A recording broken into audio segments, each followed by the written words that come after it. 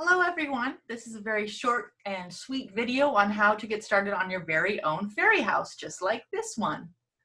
In here you can see I've got a little easel made out of sticks and a crab shell. I've got a little chair.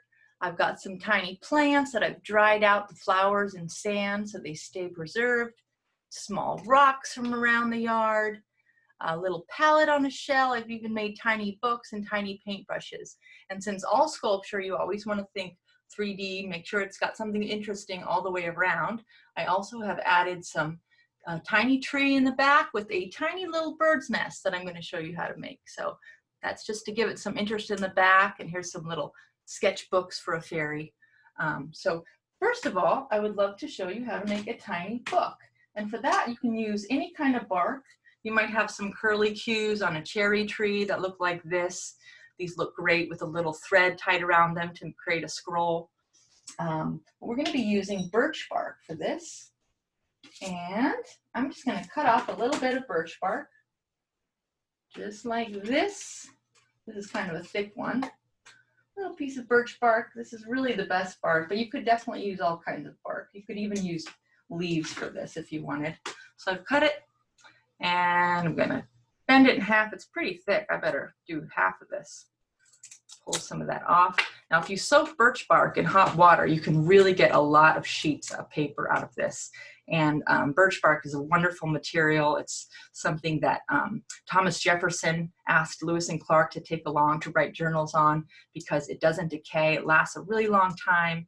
If it gets wet, it doesn't rot or anything. So once I've bent my little book in half, I'm going to just kind of gently peel some pages out of it by peeling the bark layers and seeing how many I can get. If some of them rip, it's okay because it's just going to make it look more foresty and sweet. So pull as many as you can out of that. And you can draw little pictures in it. You can put a little story in there. You could print out something to add into it. I did one as a cute little scrapbook. I'll just show you my little scrapbook fairy house book. So I've even added a little bit of leather from an old shoe, and I cut out some tiny pictures from a magazine from the smallest pictures I could find and made it like a little scrapbook that a fairy might have collaged. So there's like a little pretend sheet of music in there and stuff. So little books, that's one. Okay, you can add those.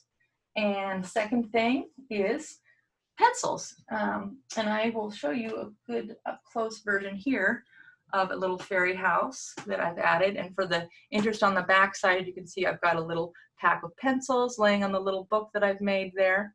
Okay, so these are something that everyone can get. Toothpicks. Everyone can get a hold of toothpicks. So you're going to cut off about 1/3 of the toothpick. And these are a great little addition to just a dollhouse also.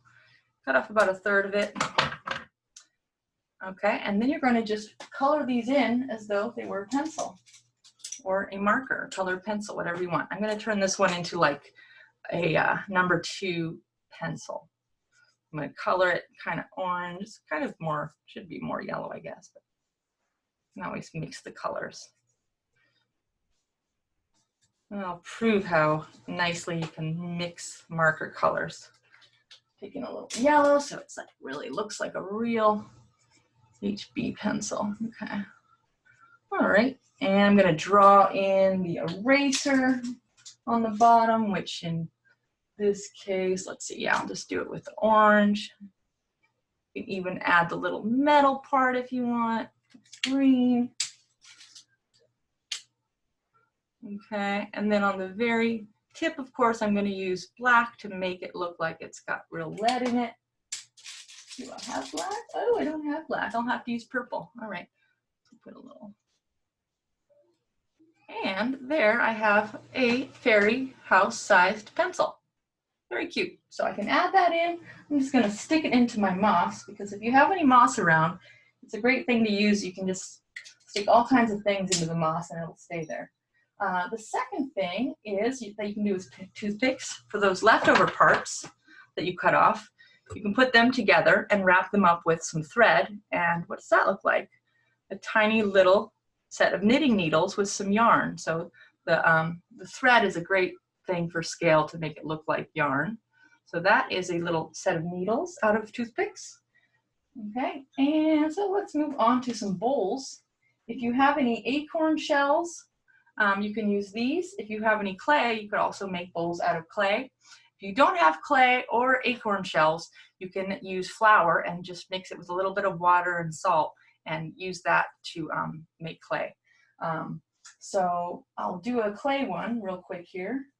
We have lots of clay on Nantucket, so just like you were making a pot of a larger size, add a little water to the clay so it's nice and moist. Roll it up. And I like to use a pencil or a marker bottom. Push that right in, kind of squeeze the sides. If it starts to crack, use a little more water.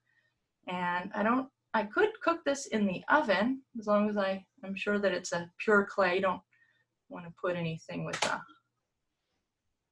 you don't want to put anything too mysterious in the oven, of course, but this is a pure clay, so I know I can cook this. If it was flour, made out of flour and water, I could cook that to make it really hard. Or you can just dry it out in the sun, let it dry. And that is a nice little bowl that you can use, okay? And once you have a couple little bowls, you can even make some little mugs. Here's a little start of a mug that I made. I'm gonna add a little handle to that. Then you can add a couple little fairy foods. So you want to think of the things that a fairy might have on their table for their friends to come over and share a meal with them. So here's my little pencil sticking out right here. So I've made a little salad here, and a salad is a very easy thing to do. If you're using a shell, an acorn shell like this, I'm just going to put a bit of glue in it. If you don't want to use anything but nature, beeswax or some sticky sap is a great alternative to glue if you're making one that's completely nature. And then take a little moss. You could even find some tiny plants. There's lots of tiny plants this time of year. And throw those in there and just cover up all the glue. And now those are going to stick in there and it's going to last a really long time. And if it kind of moves around, all my little foods are going to stay in there. You could also do a couple little bowls out of some teeny tiny snail shells. If you look really, really close out on the ground or out on the beach, you should be able to find some tiny shells. And if not, some teeny tiny rocks can also look like foods. But I'm going to stick a couple little snail shells in there. So that looks like a wonderful little meal that a fairy might eat. And then for my knife here, for my knife on my table, I used a little piece of a crab claw.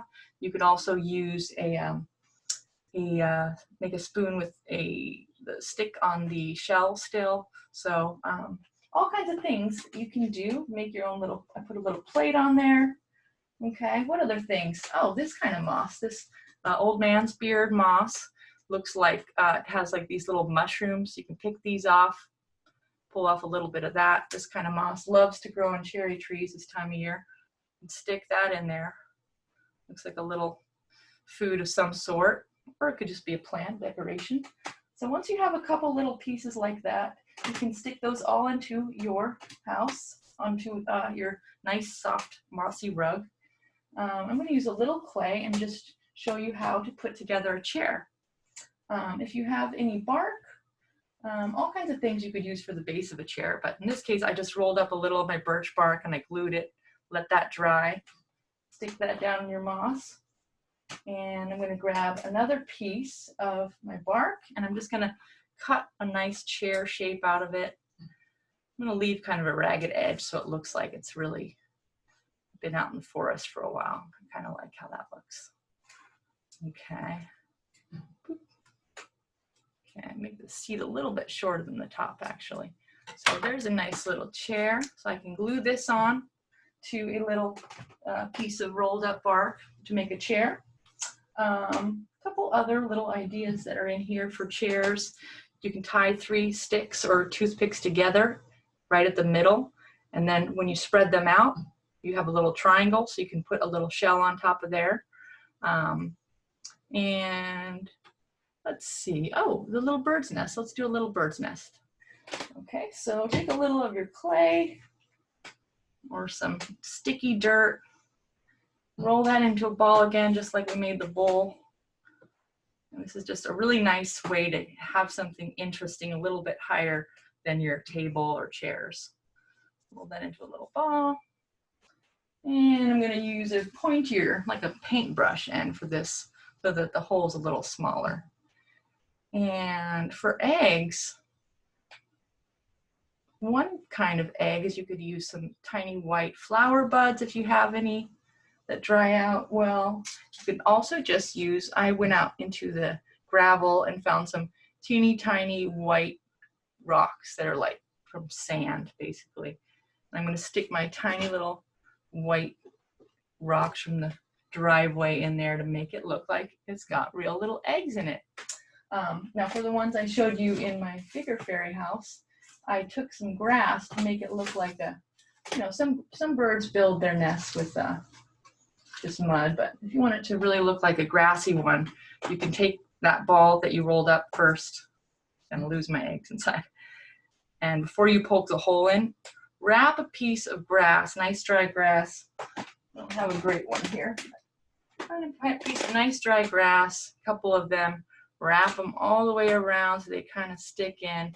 Then roll that grass all together. Try to keep it. Oh, I can already tell I need to add a little water. Kind of coming apart a bit. So roll it until that grass is kind of sticking in your soggy clay or flour clay. It's a little bit harder to keep it together, so I have to add extra water. Okay, and then once you have that little grass sticking on there, stick your little paintbrush point in there. Boop. And the more grass you add, the more it'll look like a nest, just like this one. Here's the second one. I think I showed this one. There's a good view of a little bird's nest where I added a lot of grass. So, oh, my eggs fell out because I didn't glue them in. I'll have to add more eggs. Oh no, they're in there. Okay, there they are. I used a tiny little seed from the kitchen, like I don't remember what it was, but some kind of a bean for that one. And then I've done little paintbrushes out of like the flower, inside of flower parts. There's lots of different kinds of flowers. Here's a piece of like a little pussy willow for a paintbrush there. And I just put it into a roll of bark to make a little brush holder. And yeah, there's lots of dried flowers. I like to put, take dried flowers and put them in really totally dry sand and leave that for 2 weeks. And then you've got all these nice colorful little flowers that you can glue on to make it look like they're actually part of the tree. I've also done little paintings just using watercolor right on birch bark for that. Okay. And is there anything I'm missing here? Yeah, so I made some little paint palettes, just one touch of paint onto a shell to make it look like that's his painting palette.